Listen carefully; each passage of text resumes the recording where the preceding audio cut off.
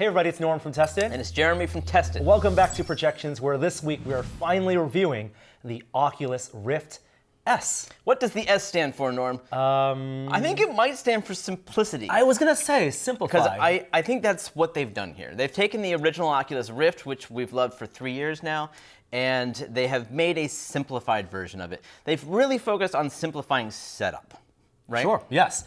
So the current Oculus, or the previous Oculus, first-gen Oculus, no longer for sale. The multiple camera setup, this is a all-in-one inside-out tracking device using what they're calling their Insight tracking technology, which may be familiar to you because we mentioned it last week when we reviewed the Oculus Quest. Very similar inside-out tracking technology, although a different actual set of cameras and range of tracking. Different arrangement of the cameras, and also instead of 4 cameras, they've added a 5th up top. So this does have a wider tracking volume than this one, but most importantly, like Norm said, it doesn't require any external sensors. There's no more plugging in USB, basically IR webcams around your room in order to track your controllers in your headset. Now it's a single display port and a single USB 3 port or jack, and that's it. That's all that it takes, all the resources and all the plugs that need to go in.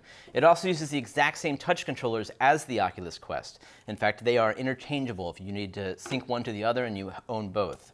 Yeah, they manufacture this in partnership with Lenovo, and Lenovo actually runs in a lot of the design contributions to this, including the way it's actually mounted on your head. Looks very familiar. It does. It looks like almost like a PSVR, and Lenovo had their own Windows Mixed Reality headset, which also uses Halo-style headband. It's a rigid strap. You know, there's a knob on the back, tighten it, you loosen it up, put it over the back of your head, make sure this is cupped to the back of your skull, tighten it up, and then there is a button on the bottom for a little bit of eye relief. So you can move this to get it right up to your glasses or to your face. I found this pretty comfortable. I did too. All of the weight is supported by your head. Almost nothing, in fact, if you have it set up right, absolutely nothing is resting on your nose or on the front of your face, it is comfortable.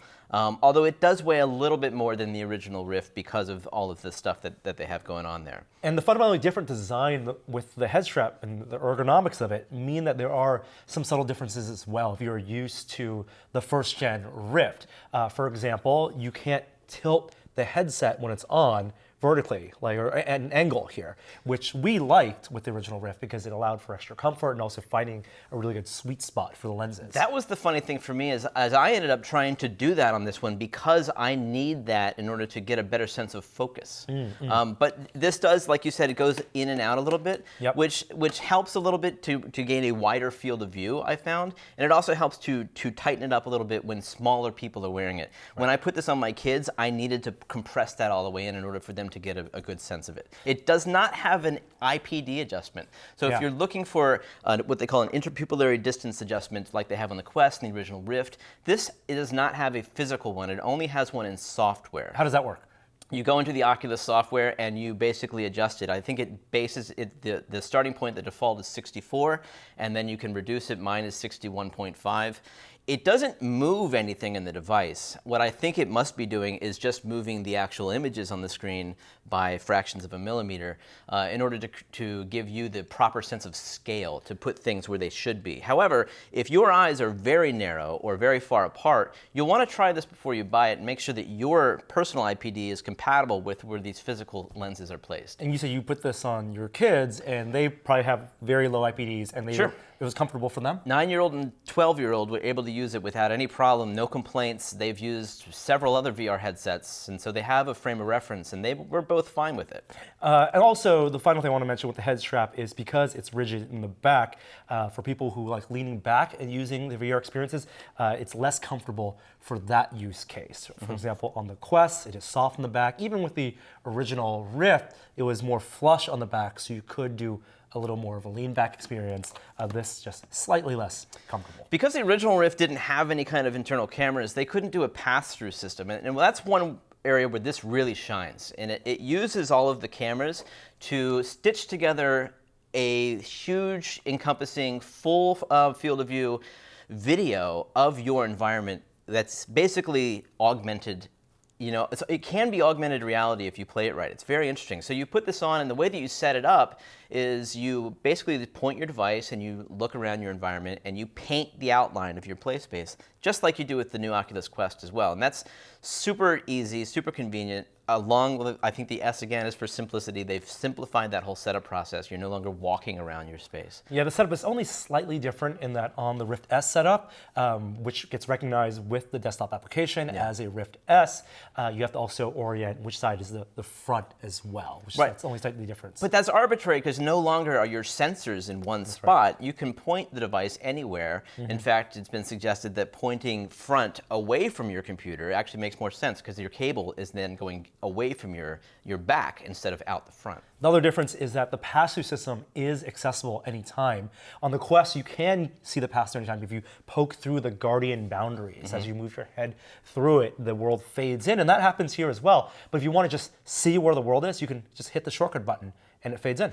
There's a toggle in the menus for double tapping the home button, and that will, or the Oculus button, and that enables it. You can also have it set up to turn on while streaming if you're a Twitch streamer, or not. They have that nice settings in case you want to keep that privacy factor. Now, I found the pass-through system on the Quest usable. It wasn't super comfortable. There's some stereo problems when you get objects really close to your face. Definitely. But usable enough that I could, in that black and white grayscale environment, walk around if I needed to pick up a coffee cup, if I needed to move some furniture aside. Or get your bearings. Get my bearings. Certainly setup is simplified too, with the Rift S, the pass-through system is slightly different. Yeah. It does some actual mapping. They call it stereo correct and it's perspective correct. And it is much more than the Quest. It maps to your world one-to-one. So if you look through Passthrough and then you lift your visor up, things are exactly where they were mapped. They did a great job with that, and the latency is very low. I'm super impressed by that feature. I wish that it was that good on the Quest, but again, mobile processor, you can't ask for so much. Yes. The other big difference between this and the original Rift is the display system. And in fact, it shares a lot with their Oculus Go system in that it's a single panel and it's running an LCD. Right, so it's LCD, you get 3 subpixels for every pixel, which means nice RGB for every single pixel, and it's a striped display, so it doesn't have a funky, triangular look to it if you see the pixels themselves. It also means that there's a really good fill factor. You don't see very much screen door, and the lens flares, or the God rays that people know very well from their first iterations of VR headsets, are greatly reduced, on par with the Go, if not a little bit improved. Yeah, and that's a minor point of contention that people have had, or a point of confusion, I should say, because with the Go and the Rift S, they're 2560 by 1440 RGB stripe LCDs. You, of course, get a higher resolution with the Oculus Quest, but the number of subpixels are different because it's an OLED display here. Yeah. Suffice to say, if you're used to using an Oculus Rift, you will notice an improvement with the Rift S. It's not the sharpest panel we've seen. It doesn't have the best contrast of the panel we've seen. It also runs at 80 hertz, but that's comfortable enough, and it is improvement, noticeable improvement over the original Rift. I think that the resolution is even bigger than the Passthrough Plus and the inside-out tracking in terms of being a constant improvement over the Rift. You're always going to notice that. Yeah. That is the big selling point for this, in my opinion, for existing users.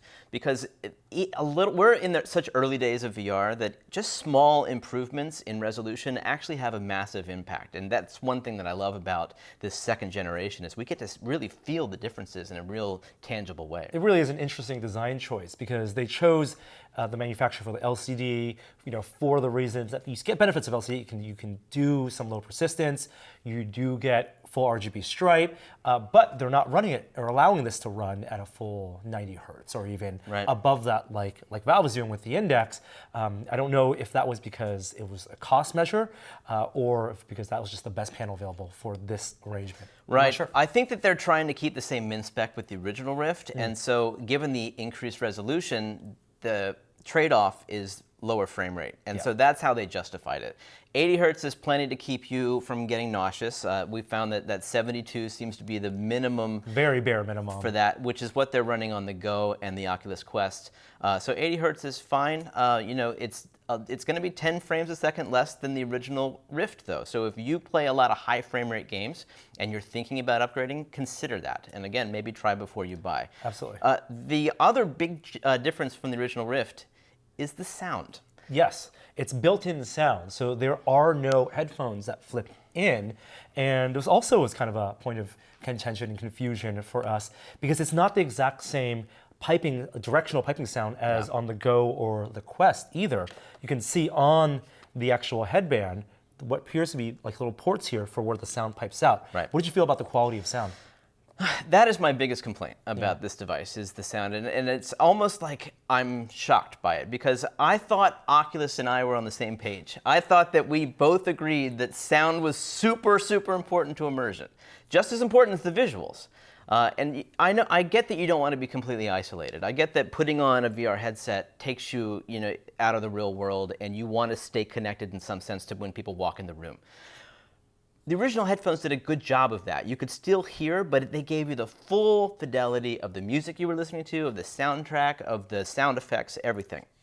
Yeah. Now this does a good job at giving you stereo separation, and they do a really good positional audio. In fact, in some cases, it feels like there's actual sounds in the room, and they do a great job with that. But the mere fact of having those speakers so far away from your ears means that you don't get the full rich fidelity of the soundtrack. If you're playing Beat Saber, the bass is going to sound like that your headphones are off of your head. It's almost non-existent. So there's an option to use your own headphones as well with the headphone jack. And it's funny, on the Quest, you have the exact same experience, and I forgive it there because it's a mobile headset. And if sound is better than nothing, as we saw on the Go. Like, they could have easily required a headphone, and they didn't. I like that they've included speakers there. But on the desktop headset, where I'm paying $400, the same price as the Quest, I expect there to be an uncompromised audio solution, and it's not here. So you're right, you have to wear headphones. The problem with wearing headphones, as we know from the original Vive, is that it's a two-step process now. You're doing headset and then headphones, or vice versa, and it's every time you put that on, you want it to be one step. And especially when they give you the option of not using headphones. I feel like a lot of people are just going to default to the built-in sound, go with the simplicity, but it is a regression from the quality of experience. Right, and just to illustrate a couple points, headphones like this, my standard PC headphones, they won't work either way. The headset doesn't fit over top, and this won't fit over top of the bands. So you're probably going to be stuck with earbuds. These are the ones that actually came with the Vive. I'm surprised that the Rift doesn't come with something like this. But it's basically earbuds will work fine. They go in your ears and you plug them in, and then you figure out how to get everything off at once. I actually went a step further, and I took the headphones that were reported to be used on the actual Rift. The same manufacturer. The cost, rumored Cost Porta Pro headphones. They sell for $30 on Amazon. And I 3D printed some mounts that slide on the side, and they basically give me that Rift-like experience. That's a step I shouldn't have to go through, though. And it still is a two-step process where you are putting on the headset first and then adjusting the headphones. They're permanently on there. So yeah, okay. it's as close as we're going to get. All right. Are we sharing those files for people? Oh, absolutely. That's what we do here at Tested. Very cool. Let's talk about the tracking, because there's not only a comparison between the Rift S volume of tracking and the original Rift with 2-camera, 3-camera setup, but also the comparison between this and the in-sight tracking on the Oculus Quest. Where do you want to start? Well, the tracking is really, really good, and it's neat that you can simplify the setup process and get a better experience actually using the device. I mean, that's one of the benefits of this inside-out tracking. Now there's no way for the headset to be obscured. I mean, previously with your IR webcams around your room, if you had a chair or a piece of furniture that came between you and the sensor, no more tracking. Whereas this is always on, and always you can look around your room. It's built-in room scale finally, and I hope that that's a good thing for games, because up until now, the default shipping Rift kit has been standing only. Forward-facing. Basically forward-facing. And while the Vive supported room scale, I think a lot of developers, they wanted to develop for sort of the min spec, and that would have been forward-facing. So now we have both, companies who are the major PC players, and in fact all of them now, if you include Windows Mixed Reality and the other people like Pimax doing Steam VR headsets, they're all room scale. And so that's a great thing for games, I think, potentially. Yeah, and when we tested previous inside-out tracking solutions, one thing we noticed consistently was that the range of tracking was always wider than your field of view, right? So the field of view here, even when you're pressing the lenses right up to your eyes, it's about the same as. So you're talking about the controller tracking. Yes, now. controller tracking, right? When you move your controller outside to the point where you can't see it anymore, it's still tracking to some point beyond that. So we wanted to find a way to see how far beyond that was possible, and that required both of us getting into the same game, a multiplayer game, and just watching what happens when you move a headset or move a controller further behind the headset. And so stressing is in a game like Echo Arena, right? That's a game where you want to constantly, you're holding things behind you, you're holding discs, you're doing all sorts of throwing. It was pretty good.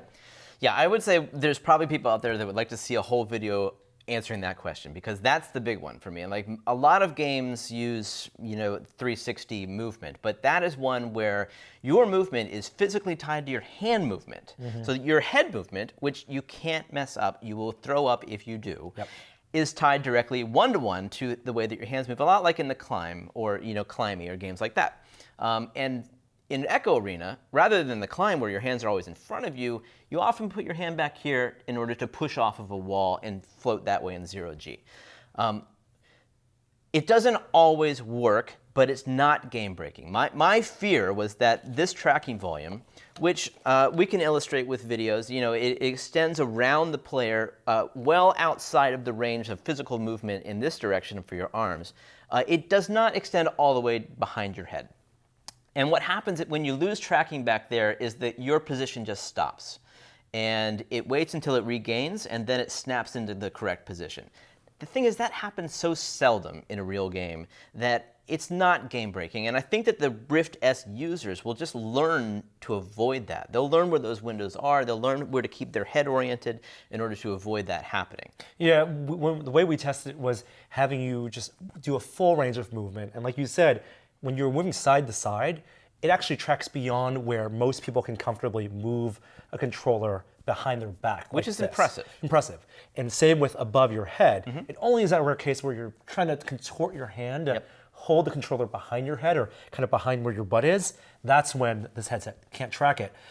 But in some cases, like for example, when we did a multiplayer game of Racket Fury, if you move fast enough, the 3 degree of freedom IMU compensates. Yes, so these apparently have improved IMUs over the original Rift, and they're putting those to effect really smartly. So if you lose visual tracking with your controller for a second or two, this will compensate, and it will use the IMU data in order to guess where your hand went. And it's surprisingly accurate. So you can actually do full 360s with no snapping and no problem at all. It connected to your head movement, and that doesn't cause any discomfort. You can also, in Echo Arena, pass discs behind you, and it's not a problem.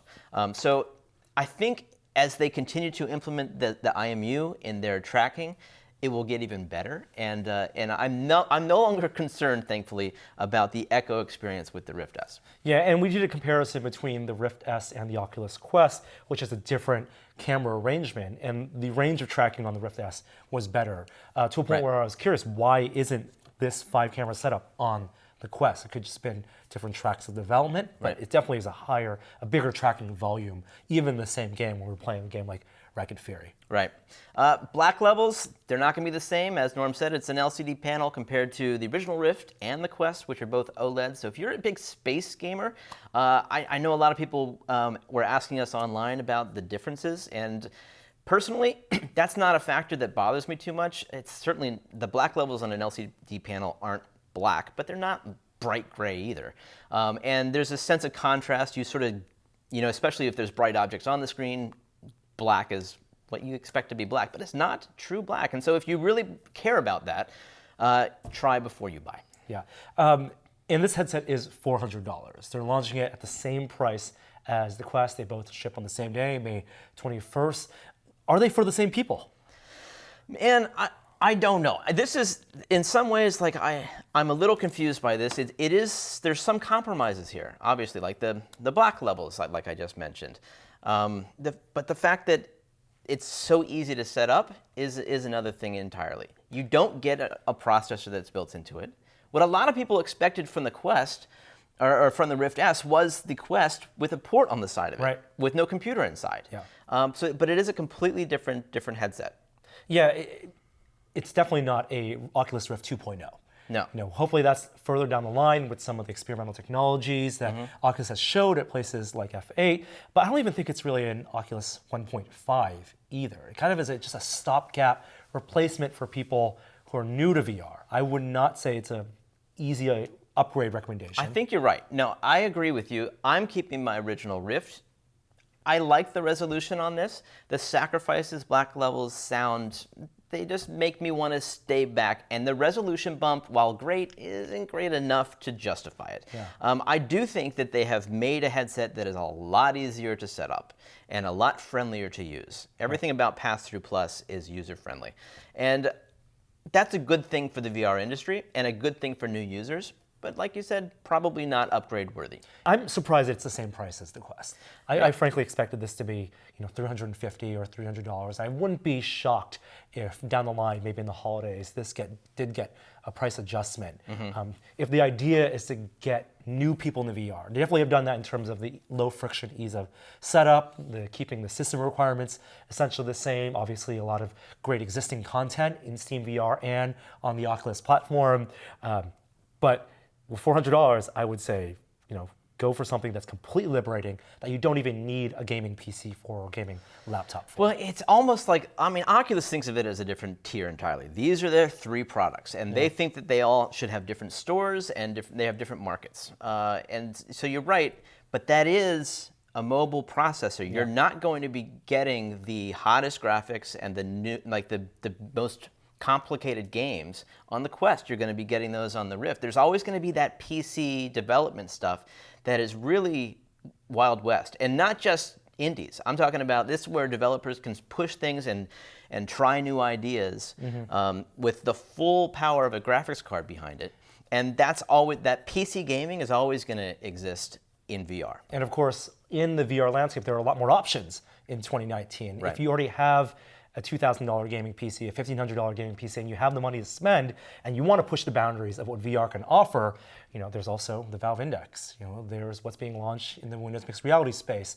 Oculus doesn't have the sole tethered gaming market dominance. No, there's a lot of competition now in the PC space, and you're right. It's almost like Oculus is still a player, but they're not as interested in owning that space as they are in owning mobile. And what they've done with the Quest is groundbreaking.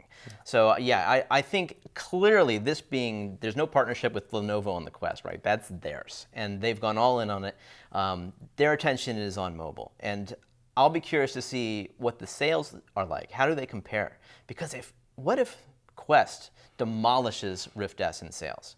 Are we going to see them even continue to focus at all on the PC side? I have no idea. Well, certainly they've spent money on the content with Oculus Studios. So. They've got that investment so far, but will we see that continue? Yeah. So very interesting year for VR.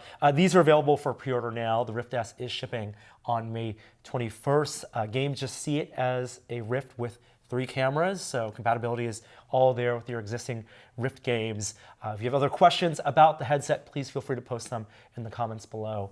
But until then, we'll see you next time. Bye.